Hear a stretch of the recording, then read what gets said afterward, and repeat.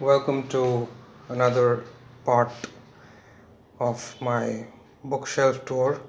I was at the second column of my first shelf.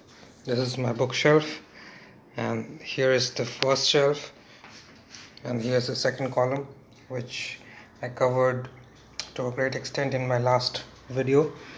I was here I think this is a work on the occasion of Ayn Rand's 100th birth anniversary, and there's a lot of contributors to it.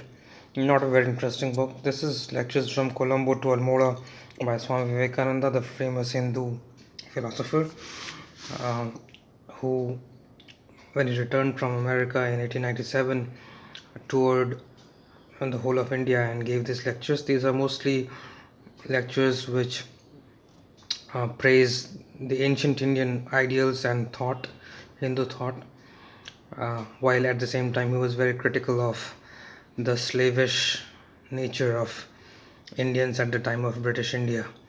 So, highly inspirational work. Then this is a work on Christian philosophy by Bovert Regulas. He is a pastor, and this is from Indian Society for Promotion of Christian Knowledge, ISPCK. It's a good book, but um, not as detailed account of Christian philosophy as I would have expected. Then there's another work by V. Madhusudan Reddy, which is Sri Aurobindo's Philosophy of Evolution. V. Madhusudan Reddy was the father of this person, Ananda Reddy, whose seminar I attended, and he was the father, and he has written several brilliant works on Sri Aurobindo. He was devoted to Sri Aurobindo's philosophy, while at the same time he was a professor of philosophy at Osmania University. So, and then there is a book on economics here, 8 lectures on India's economic reforms. I haven't read this work, though I want to. And then there are thoughts by Jawaharlal Nehru. This is simply a beautiful book where each of the thoughts of Jawaharlal Nehru, one thought is printed on one page. So to think over. So it's a good book. Then I come to the third column. The first book is Creation and the Creator by the mother. This is the mother of Sri Aurobindo Ashram. This is a crossword. Then this is by The End of the Nation State by Kenichi Ohmae. How new engines of prosperity are reshaping global markets. It's a very good approach to economic studies, and I would highly recommend this book to anyone, because this goes beyond the regular econometric modeling approach, and it's a very good work. And then I have this book called Vector Particle Physics. This is written by some really absolutely unknown physicist, and this is highly speculative work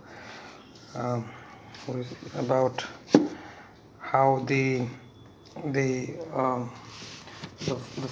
model of physics, the particle physics,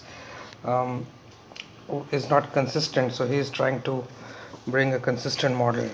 So he is critical of the standard model of particle physics, and he tries to show how one can build a consistent model. But it's highly speculative. I don't think it's part of mainstream physics at all. Then there's a novel by Nikos Kazantzakis, the famous Greek novelist. It's a fictionalized biography of Saint Francis of Assisi called God's Pauper. Then there is this work by Eckhart, Tolle, Stillness Speaks. Eckhart Tolle is a famous, world famous spiritual writer. Then this here you have Fritjof Capra's The Web of Life. Then I have Inside Al-Qaeda by Rohan Gunaratna. This is a very good read. Um, an even better read is Evidence of Suspicion by Amitabh Kumar. This has to do with post 9/11 American paranoia about radical Islam and how CIA and other government agencies, the Department of Homeland Agencies and everything went overboard to convict people, innocent people, of terrorism charges which were really not true. But I have some doubts about this because I think Amitabh Kumar is too left leaning and he's too critical of the conservative ideology in America. And as is usual with extreme ideologues,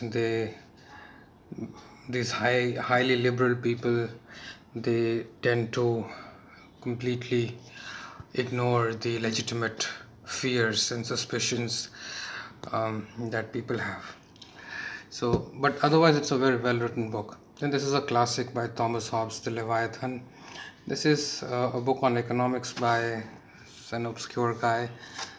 This is not a really good book. And then there's a book on economics, the financial revolution, and how after 1980s in the financial world, bonds and shares and everything led to a revolution in the macroeconomic field. So this completes the first shelf of my library, my book shelf in my library, and I'll start with the second shelf in my next episode. Thank you.